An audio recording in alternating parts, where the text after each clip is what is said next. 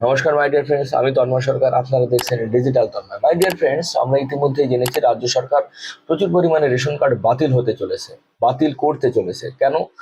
তারা বেশ কিছু শর্ত, তাদের মানুষের অর্থনৈতিক অবস্থা, তার সেই পরিবারের কি অর্থনৈতিক কন্ডিশন এখন রয়েছে, তাদের ফাইন্যান্সিয়াল ফ্রিডম এসেছে কিনা, অনেক কিছুর উপরে ভিত্তি করে সরকার কিছু ডিসিশন নিয়েছে, সেখানে সরকারি চাকরি করে কিনা বা এরকম বেশ কিছু। তো সেইটাই কিন্তু প্রকাশ করে দিয়েছে অলরেডি ডিপার্টমেন্ট। আহ, আমরা দেখতে পাচ্ছি যে ডিপার্টমেন্ট অফ ফুড সাপ্লাই এর ওয়েবসাইটে ডিটেলটাই কিন্তু দিয়ে দিয়েছে। অটো এক্সকিউশন ক্রাইটেরিয়া, অর্থাৎ অটোমেটিকই কিন্তু আপনার রেশন কার্ডটা বাতিল হতে চলেছে। যদি শহর অঞ্চলে বসবাস করেন তাহলে তার জন্য একরকম ক্রাইটেরিয়া দিয়েছে, এবং একইভাবে বলবো সরকার যেটা করেছেন, যদি কেউ গ্রাম অঞ্চলে বা রুরাল যেটাকে বলতে আমরা বুঝি যে গ্রামীণ জনগোষ্ঠীর যারা বাসিন্দা আছেন তাদের জন্য কিন্তু তারা একটা ক্রাইটেরিয়া দিয়ে দিয়েছে। তো মাই ডিয়ার ফ্রেন্ডস, আমি আপনাদেরকে ডিটেলে বাংলাতে সেই ক্রাইটেরিয়া গুলো করে দেখাচ্ছি যে কি কি ভাবে আমাদের সেগুলি বাতিল হচ্ছে। আমি পুরো বাংলায় সেটা দেখিয়ে দিচ্ছি আপনাকে।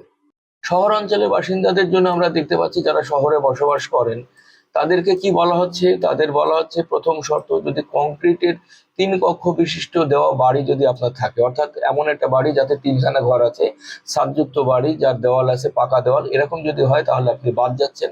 যদি আপনার এসি থাকে বাড়িতে, কিংবা ফ্রিজ থাকে, কিংবা ল্যান্ডলাইন থাকে, অথবা ইন্টারনেট কানেকশন যুক্ত যদি কোনো কম্পিউটার আপনার সঙ্গে থাকে, তাহলেও কিন্তু আপনার এটা বাতিল হতে পারে। শুধু তাই নয়, 2 চাকার বাইক যদি থাকে সেক্ষেত্রেও কিন্তু বাতিল হবে। যদি পরিবারে কেউ আয়কর প্রদান করে থাকে, অথবা কেন্দ্র সরকার বা রাজ্য সরকারের কোনো কর্মচারী বা কর্মকর্তা হলেও কিন্তু আপনার রেশন কার্ডটা বাতিল হয়ে যাচ্ছে।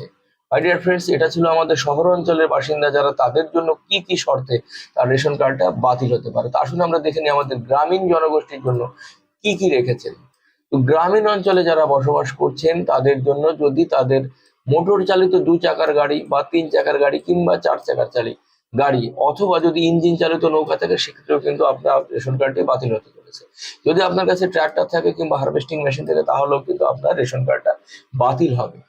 যদি আপনার কাছে কোনো ক্রেডিট কার্ড থাকে, এবং সেই ক্রেডিট কার্ড কিষাণ ক্রেডিট কার্ড হোক আর বা যাই ক্রেডিট কার্ড হোক, সেই ক্রেডিট কার্ডের ঊর্ধ্বসীমা যদি 50,000 টাকার বেশি হয়, অর্থাৎ আপনি 50,000 টাকার বেশি ক্রেডিট লিমিট পেয়ে থাকেন, সেক্ষেত্রেও কিন্তু আপনার রেশন কার্ডটা বাতিল হতে পারে। পরবর্তীতে পরিবারের কোনো সদস্যের যদি মাসিক ইনকাম 15,000 টাকার বেশি হয়, তাহলে সেই রেশন কার্ড বাতিল হতে পারে। পরিবারের কোনো সদস্য যদি ইনকাম ট্যাক্স প্রদান করেন, যদি ল্যান্ডলাইন ফোন থাকে, যদি রেফ্রিজারেটর থাকে, সেক্ষেত্রেও কিন্তু রেশন কার্ডটি বাতিল হতে পারে। সর্বশেষে আমরা দেখতে পাচ্ছি, যদি সরকারের সঙ্গে অকৃষি কোনো প্রকল্পে পরিবার যুক্ত থাকে, অর্থাৎ কৃষি নয় এরকম কোনো প্রজেক্টের সঙ্গে সরকারের সঙ্গে পরিবারের কোনো সদস্য যদি ইনভলভ থাকে, তাহলে সেক্ষেত্রে কিন্তু এটা বাতিল হওয়ার সম্ভাবনা রয়েছে। যদি 3-এর অধিক ছাদযুক্ত কোনো পাকা ঘর থাকে, তাহলে সেক্ষেত্রেও কিন্তু বাতিল হতে পারে। অর্থাৎ এই ক্রাইটেরিয়াটা কিন্তু শহর অঞ্চলও ছিল, গ্রামীণ অঞ্চলেও এটা দেখা যাচ্ছে।